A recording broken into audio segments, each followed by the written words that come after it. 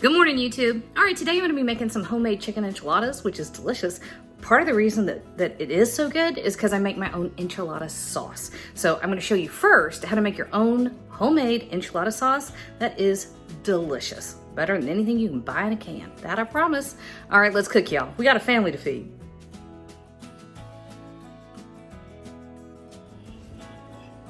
So we're making enchiladas later today. And I thought I'd show y'all how to make the sauce, because I really think that this is something that you can do all by itself. You can use this with enchiladas or smothered burritos or do a Mexican style lasagna. Any of those things, it's delicious. So here we go. I have an empty, who knows. All right, so we're just going over medium-low heat, and I'm doing about a 1/4 cup of olive oil. So that goes in here first.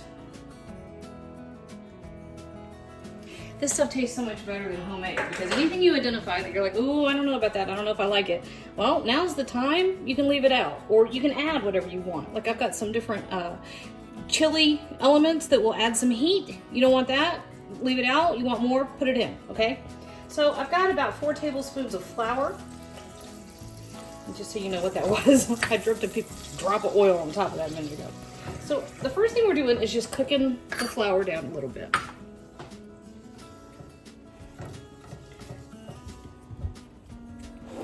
Can you see that? What in the world is laying in the floor over there? A piece of burlap string. All right. So that's all that looks like right now. Let me see if I can get you close to.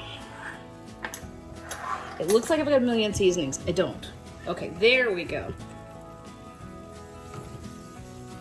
That piece of string is gonna drive me nuts. Hang on. Okay, I moved the piece of string and I realized what I was looking at was the very tiniest bit of the corner of the cabinet behind me. So it looks like it's something in the floor, but it's not. Okay. Anywho, that's my little inattentive side trip. All right, so we're gonna add to this, just letting the flour and the oil come together. So now we go with 1 can. It's a 15.5 ounce can, so 2 cups, or close enough to not matter. And you just stir this together. If you used a whisk instead of the stupid rubber spatula, it'd be a little bit easier to whisk it all together, although it does come together pretty easily. All right, so we're gonna add about a teaspoon of kosher salt, a teaspoon of onion powder. What else we got over here? About a 1/2 teaspoon of cayenne pepper. And if you've got folks that are real sensitive to heat, or you just want to do a mild version, leave that out, okay? This is not super spicy, but I understand that spicy is pretty subjective. So we're also going to add 1/2 teaspoon of red pepper flakes. When I do anything that I want to have some heat, I like doing it with layers of flavor and heat levels. Okay, so cayenne pepper just doesn't taste very good by itself, so I don't want to use enough cayenne to alter the flavor. I just want to elevate the heat level a little bit. All right, good teaspoon of black pepper, 2 teaspoons of garlic powder. This is starting to get nice and thick. 1.5 tablespoons of good chili powder. Use your favorite, okay, because it's going to be a predominant flavor. So use a chili powder you like.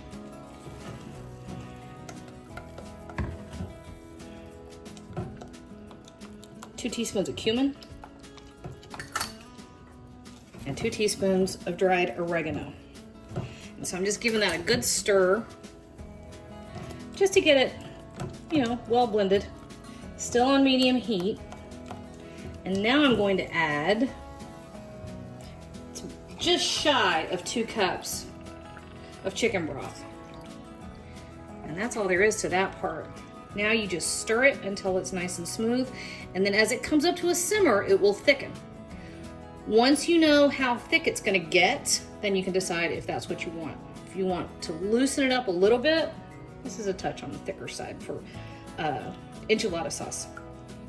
So once you know how thick it's gonna get, then you can decide if you wanna add just a touch more chicken broth to it, okay? But in the meantime, I'm gonna check our seasonings.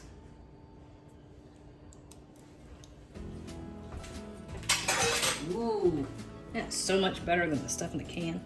All right, we're just gonna let this come up to a simmer, and I'll show you what it looks like in a minute. Here we go. That is as thickened as it's gonna get.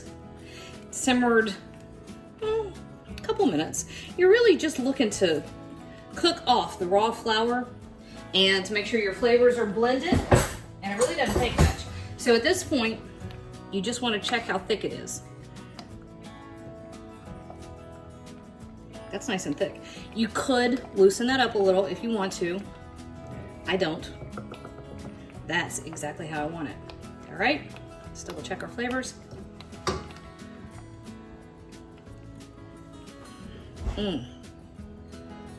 Dude, y'all, make your own enchilada sauce. It's so worth it.